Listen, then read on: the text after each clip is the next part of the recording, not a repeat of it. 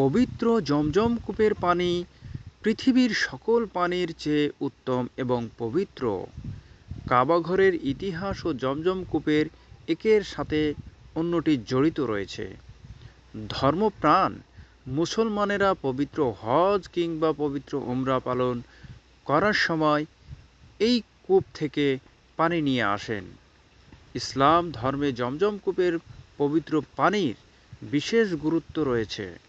সম্মানিত দিনী ভাই ও বোনেরা, আজকে আমরা এই ভিডিওতে জানব জমজম কূপের ইতিহাস এবং সেই পানির বিস্তারিত বিবরণ। আমরা এই ভিডিওতে দেখব সম্পূর্ণটাই ঘটনার কি রয়েছে জমজম কূপের সাথে ইসমাইল আলাইহিসসালামের সম্পর্ক, তার বিস্তারিত ঘটনা।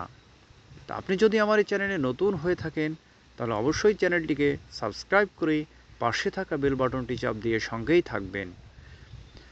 নবীজি হজরত ইব্রাহিম আলাইহিসসালাম তিনি শিশু ইসমাইল আলাইহিসসালাম সহ বিবি হাজেরা রাদিয়াল্লাহু তাআলা আনহাকে মক্কায় নির্বাসনে পাঠান।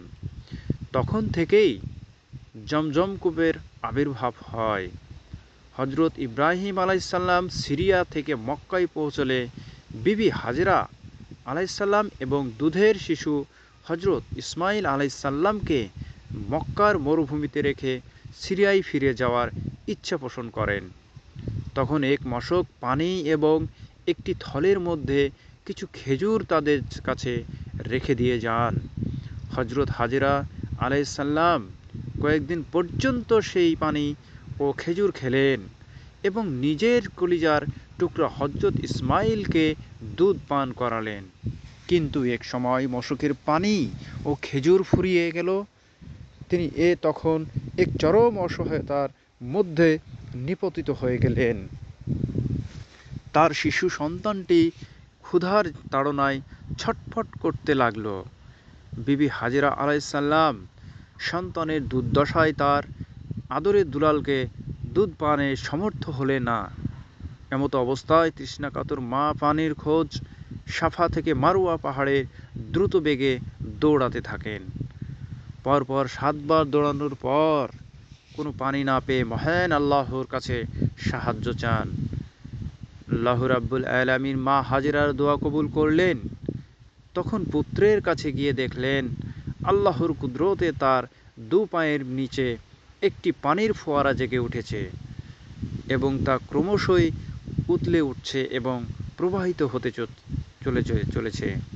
হজরত বিবি হাজেরা তখন অত্যন্ত আনন্দিত হলেন এবং চারদিকে পাড় বেঁধে পানি থামানোর চেষ্টা করলেন।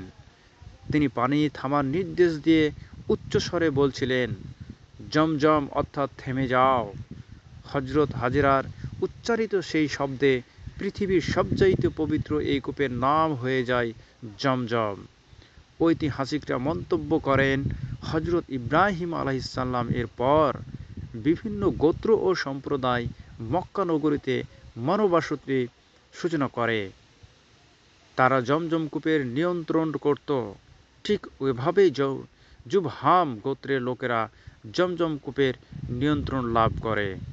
জুবহাম গোত্রের লোকজন হজরত হাজেরা আলাইহিসসালাম এর সঙ্গে চুক্তি সাপেক্ষে জমজম কূপের পানি পান করত। কালক্রমে তারা মক্কা ঘরে পবিত্র মালামাল লুণ্ঠন ও চুরি করে থাকত। তারা নানা পাপাচারে লিপ্ত হলো। ফলে মহান আল্লাহর হুকুমে এক সময় জমজম কূপের পানি শুকিয়ে যায়। সংস্কারের অভাবে এক সময় জমজম কূপের স্থান ভরাট হয়ে যায়। মানুষ এই কূপের বরকত ও কল্যাণ থেকে বঞ্চিত হতে থাকে।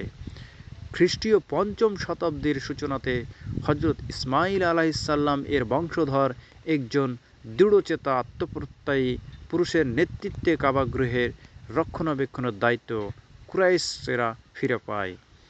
তাদের চতুর্দশ পুরুষ খাজা আব্দুল মুতাল্লিব জন্মগ্রহণ করেন। তিনি ছিলেন হজরত মুহাম্মদ সাল্লাল্লাহু আলাইহি সাল্লামের দাদা। তখন আব্দুল মুতাল্লিব জমজম কূপ অনুসন্ধানে আগ্রহী ও উদ্যোগী হয়ে ওঠেন এবং তার এক পুত্র জায়েদকে সাথে নিয়ে অনুসন্ধান অব্যাহত রাখেন। এক রাতে তিনি স্বপ্নে জমজম কূপের নির্দেশনা খুঁজে পান এবং কূপটি দেখতে পান। স্বপ্নের চিহ্ন অনুযায়ী তিনি তার ছেলেকে হারেসকে সাথে নিয়ে কূপ খনন করে শুরু করেন এবং বাস্তবেই জমজম কূপ আবিষ্কারের সক্ষম হয়ে ওঠেন। তখন থেকে আবারও মানুষ এই কূপের যত্ন নিতে শুরু করেন এবং বরকতময় পানির ধারা আজও প্রবাহিত রয়েছে। সম্মানিত দিনী ভাই ও বোনেরা, এই ছিল আজকের ভিডিওতে জমজম কূপ সম্পর্কে বিস্তারিত ঘটনা।